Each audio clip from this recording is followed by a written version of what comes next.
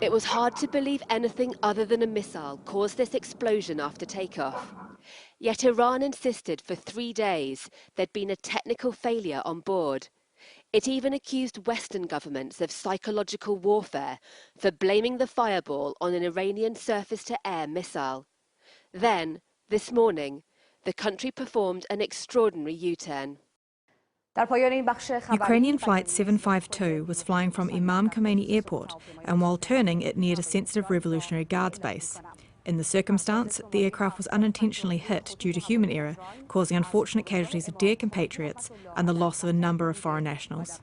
On Twitter, the Iranian president said, "Armed Forces internal investigation has concluded that, regrettably, missiles fired due to human error caused the horrific crash of the Ukrainian plane and death of 176 innocent people.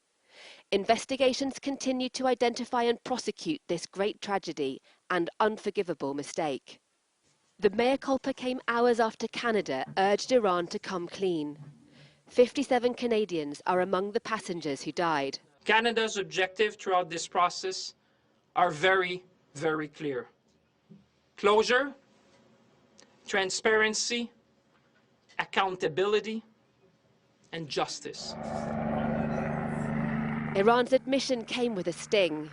Yes, it's admitted fault, but it's also blamed the United States for creating a crisis situation in their country in the first place.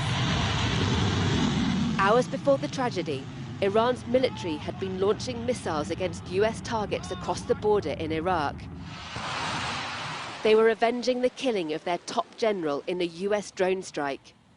Iranian air defences would doubtless have been on high alert for a US retaliation. Into that tense standoff flew Ukraine International Airline Flight 752. For the families of the dead, Iran's admission won't bring back their loved ones.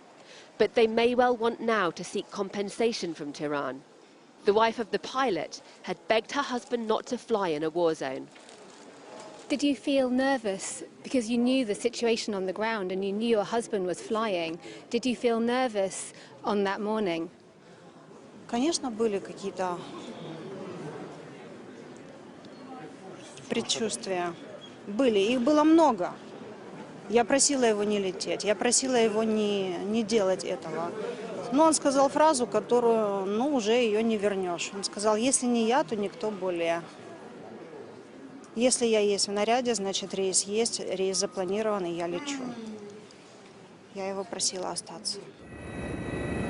In Iran, there'll be uncomfortable questions for the government. The majority of the victims were Iranians. But there may also be discomfort for President Donald Trump. Perhaps this tragedy will prompt both sides to think twice before attacking each other again.